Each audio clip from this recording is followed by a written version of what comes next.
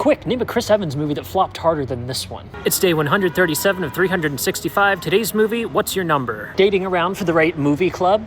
Stub Movie Club has these daily reviews as well as monthly deep dives and more. You can check all of that out over at patreon.com/ticketstubmovieclub. This one's directed by Mark Mylod and stars Anna Faris and Chris Evans. What are you doing here? We just talked about you. Unfortunately, his follow-up to Captain America: The First Avenger, which we did just talk about on Ticket Stub Movie Club, is not quite the quality that The First Avenger was. I saw this one in 2011 because of Chris Evans. I was a fan of him because of The First Avenger, and so if he's got a movie coming out, then I want to go check it out. I'm also a sucker for an R-rated rom-com. The PG-13 versions of this genre are just a little too toothless. I like when they can have like actually adult humor and talk about actually adult themes, and there are those in this movie. Rewatching this in 2025, I checked out the Rotten Tomatoes score first, and I was a little scared to check this one out.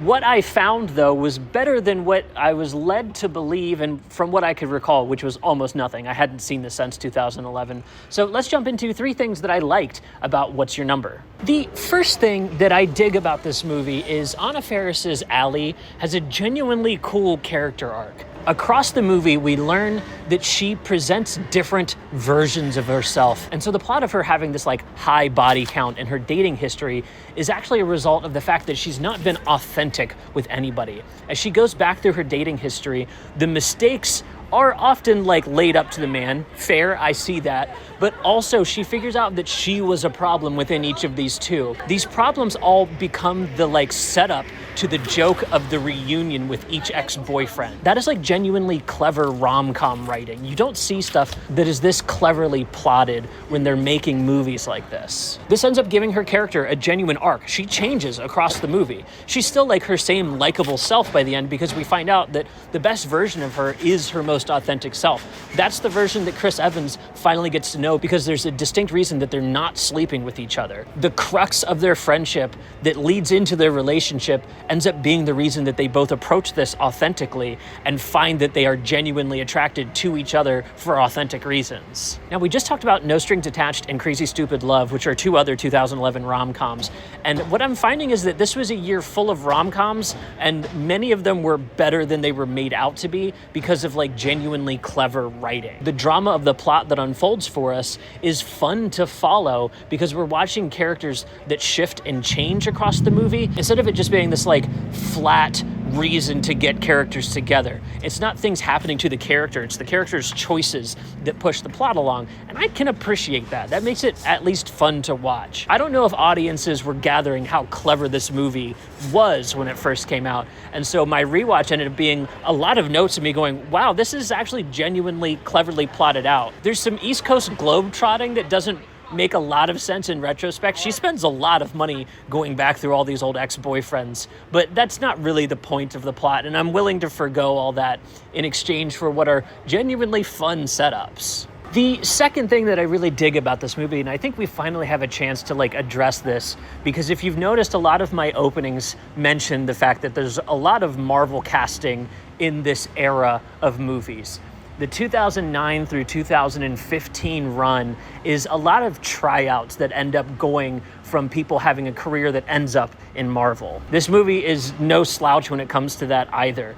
Not only do we have a Winter Soldier reunion with Chris Evans and Anthony Mackie and scenes set in DC, that kind of blew me away when I realized it rewatching it, but we also have Martin Freeman and Chris Pratt. So Black Panther and Guardians of the Galaxy are represented here as well. We're like one character away from an Endgame reunion. I bring this up because I also mentioned it in the Real Steel video, which had Wolverine the Wasp, a young Thor, also Anthony Mackie, and the Blob from X-Men Origins Wolverine, which is now technically canon to the MCU because of Deadpool and Wolverine. These timelines are getting crazy to talk about now, but I just think it was worth pointing out that this era is like the tryout era to get into superhero movies in general, but specifically into the MCU. Now, Chris Pratt is in this movie because he and Anna Faris were married or at least dating at this time. I don't exactly know the timeline for that, but it's just crazy to see Anthony Mackie and Martin Freeman and Chris Evans all in a movie, and then they all end up in the MCU or had already been in the MCU at this point.